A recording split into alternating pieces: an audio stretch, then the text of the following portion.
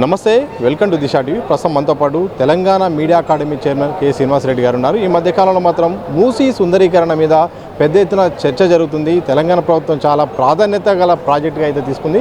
ప్రతిపక్షాల నుండి కొన్ని విమర్శలు వస్తున్నాయి. ఇదే నేపథ్యంలో వారితో మాట్లాడే ప్రయత్నం చేయాలి. ఎందుకంటే ఆయన స్వతహాగా నల్గొండ జిల్లా బిడ్డ కాబట్టి. సార్, మూసీ సుందరీకరణ మీద జరుగుతున్న చర్చ, దాని ప్రాధాన్యత గురించి కూడా వార్తలు వస్తున్నాయి. మీ దృష్టిలో ఆ ప్రాజెక్టు యొక్క గొప్పతనం ఏంటి? ఇప్పుడు ఆ ప్రాజెక్టు అవసరమా? సుందరీకరణ పదము పాపులర్గా ఉపయోగించేది తప్ప ఇప్పుడు ప్రభుత్వం చేపడుతున్న తలపెట్టినటువంటి పథకము ముఖ్యమంత్రి గారు చేసిన ప్రకటనల ప్రకారంగా మూసీలో నీరు ప్రజలకు ఉపయోగపడే నీరును ఇవాళ గత కొద్ది శతాబ్దాలుగా పాడైపోయినాయి.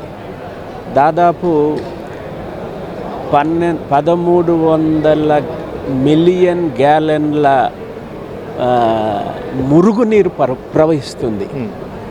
ఈ మురుగునీరును ప్రక్షాళన చేయకుంటే, ఈ మురుగునీరును మెరుగుపరచకుంటే ఇక్కడ హైదరాబాదులో నివసించే ప్రజలకి ఆ నీరు ప్రవాహం పోయే 150, 150, 200 కిలోమీటర్లు ప్రవహించిపోయినా కూడా అక్కడ పంటలకి,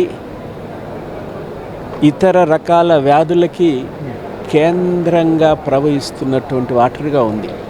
సుందరీకరణ అంటే చెట్లు నాటొచ్చు, అది సుందరీకరణ అయిపోతుంది.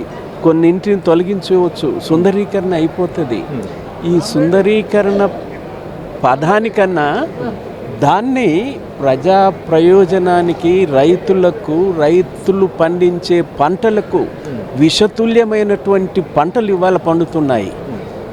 అనేక గ్రామాలలో ఇవాళ పరిస్థితి, నీరును మీరు ఒక 100 కిలోమీటర్లు పారిన తర్వాత కూడా గ్రామాలకు వెళ్ళి చూస్తే నీరు కలర్ మారిపోతుంది. నీరు మన మాదిరిగా, మన నార్మల్గా ఉపయోగించే నీరు మాదిరిగా ఉండదు.